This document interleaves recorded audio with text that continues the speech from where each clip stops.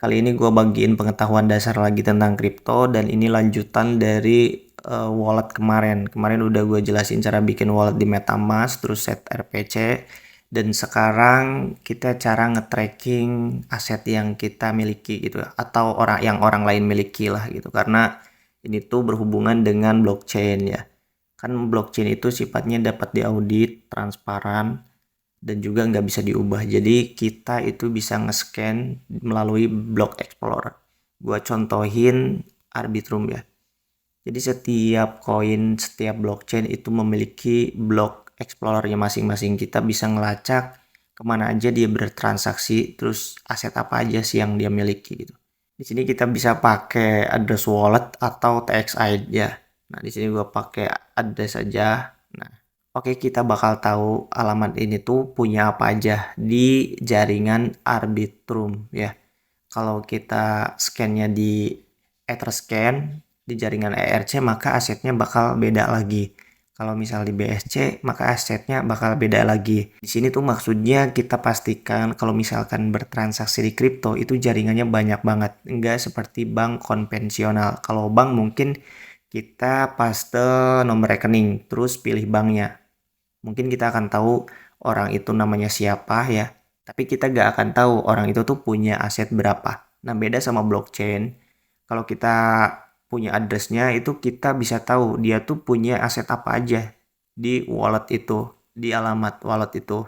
Tapi ketika kita bertransaksi, terus salah jaringan atau salah satu huruf address itu bisa hilang gitu.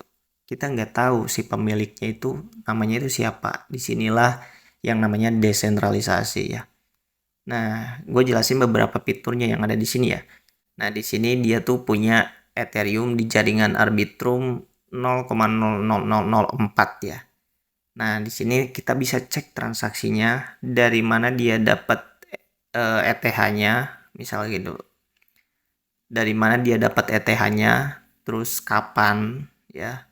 Terus kemana aja dia bertransaksi. Biasanya di sini kalau misal ada NFT juga ada ya, kayak RC721 dan yang lainnya. Misal gua ini ya. Oke, kita pahami sedikit yang ada di Block Explorer ini. Yang pertama itu ada transaction hash. Ini tuh fungsinya untuk ngelacak transaksinya seperti ini. Terus yang kedua itu statusnya ini sukses atau pending atau gimana. Terus yang ketiga itu ada block.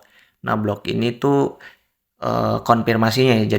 Jadi di blockchain itu kita memerlukan beberapa konfirmasi kepada validatornya ya gitu. Dan di sini tuh Arbitrum itu di layer 2. Jadi ini tuh ada jumlahnya, ada bloknya. Terus ada waktunya juga kapan dia kirim dan bertransaksi, dari mana, terus sama siapa, jumlahnya berapa, terus fee-nya atau biaya adminnya berapa. Nah, teman-teman, di kripto itu nggak sama kayak bank ya. Kalau bank itu sifatnya centralized, kalau di kripto itu decentralized. Jadi ketika ada kesalahan, itu tuh lumayan ribet ya. Misalkan kita salah kirim atau salah address, itu malah lebih fatal, nggak bisa balik gitu. Kalau di bank kan mungkin kita hubungi CS, kita bisa balikin aset kita gitu. Makanya perlu dipahami sebelum kita bertransaksi di kripto itu pastikan alamat walletnya itu bener enggak. Terus jaringannya itu sama enggak. Kita tuh bertransaksi itu sama enggak. Jangan sampai kita kirim ETH Arbitrum ke jaringan base, itu gak bakal sampai gitu. Kalau kita salah kirim ke wallet MetaMask, salah jaringan, mungkin kita bisa add RPC ya, kita bisa ambil. Tapi kalau kalau ke misal ke Binance, ke Reku gitu, itu tuh susah balik karena parsenya kan itu dipegang sama development mereka. Kita nggak pegang parsenya, jadi kita nggak bisa nge-backup dan add RPC secara manual kayak gitu. Yang paling fatal itu salah alamatnya, kayak salah satu huruf lah gitu. Itu yang paling fatal, itu nggak bisa balik boy. Seperti itu fungsi dari Block Explorer. Jadi intinya untuk ngelacak, nge-tracking sebuah alamat wallet, kemana aja dia bertransaksi dan punya apa aja gitu ya. Mungkin teman-teman ada yang mau ditanyakan, boleh DM atau komen di bawah.